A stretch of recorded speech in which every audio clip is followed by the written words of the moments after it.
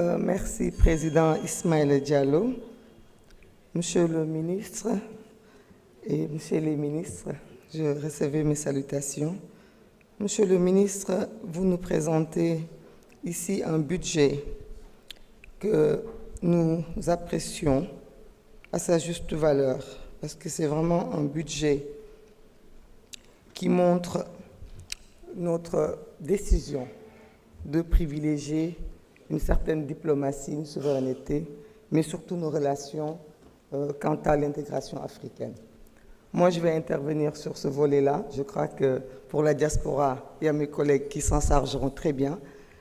Monsieur le ministre, vous n'êtes pas sans savoir que, question d'actualité, nous nous posons beaucoup de questions par rapport à la CEDEAO, par rapport à ce qui se passe à côté de chez nous, en Guinée.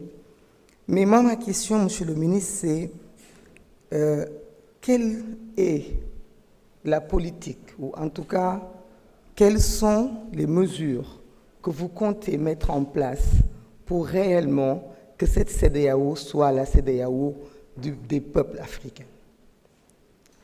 Parce que nous ne pouvons pas comprendre qu'avant-hier, la CEDEAO n'a pas hésité à rentrer en Gambie. Aujourd'hui, cette CEDEAO est muette par rapport à ce qui se passe en Guinée. Si les Sénégalais rejettent la CEDEAO, ce n'est pas parce qu'elle n'est pas utile, parce que la CEDEAO est une organisation extrêmement importante. Elle est même plus vieille que l'Union européenne, plus vieille que le Schengen. Donc elle a même montré des résultats avant même que d'autres puissances aujourd'hui qui ont réussi la vraie intégration, elle a montré la voie. Mais elle stagne parce qu'elle gère des intérêts des présidents d'État, des chefs d'État, elle ne gère pas les intérêts des populations. Vous nous avez parlé de votre programme 21-28, qui est un programme, je pense, par rapport à l'intégration africaine. Je vois que dans ce programme, il y a beaucoup de dépenses, il n'y a que ça. Est-ce qu'il y a une volonté, ou en tout cas des projets, par rapport à une collaboration économique avec nos pays voisins? Peut-être qu'il y en a. Je serais quand même assez contente que vous me les énumérez.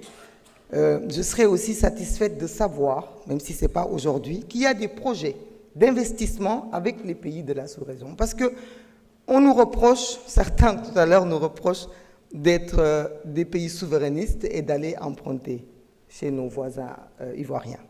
Moi, je dis, monsieur le ministre, que moi, je préfère être un pays souverainiste qui va emprunter en terre de Burnie, c'est-à-dire en Côte d'Ivoire, que d'aller vendre ma dignité en Europe ou en Occident.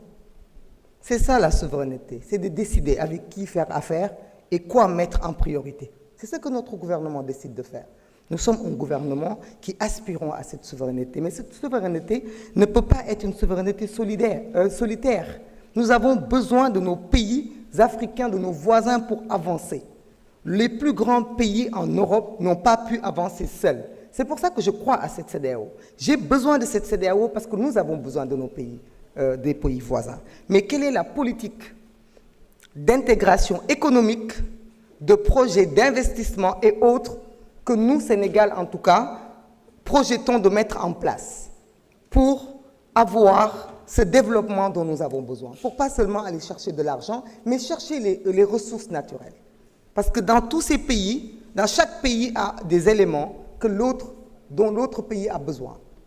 Chaque pays est complémentaire à l'autre pays. Mais nous n'avons pas une vraie politique économique pour mettre ensemble ces forces, ces ressources et ces plus-values. Donc peut-être que vous en avez.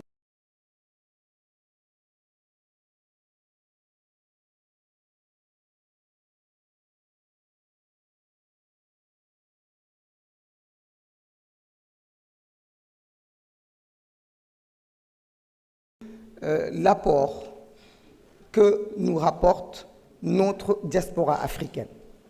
Parce que nous savons que notre diaspora africaine, la plupart, ce sont des commerçants, ce sont des nomades, ce sont des gens qui ont leurs propres ressources. Et nous savons que ce qui se passe dans la sous-région, le terrorisme, les problèmes de guerre, font que beaucoup de nos compatriotes qui sont à l'étranger, souvent, sont obligés de perdre leurs revenus, moi j'en connais des parents halpulaar qui ont été en Zaïre et d'autres pays, qui ont été obligés à un moment donné de rentrer avec rien. Est-ce qu'il y a une politique d'accompagnement de cette diaspora pour tout simplement et sécuriser leurs biens, mais aussi les encourager à devenir les vrais piliers de ce développement, parce que nous attendons beaucoup de la diaspora. Merci beaucoup, chers collègues. Sinon, félicitations.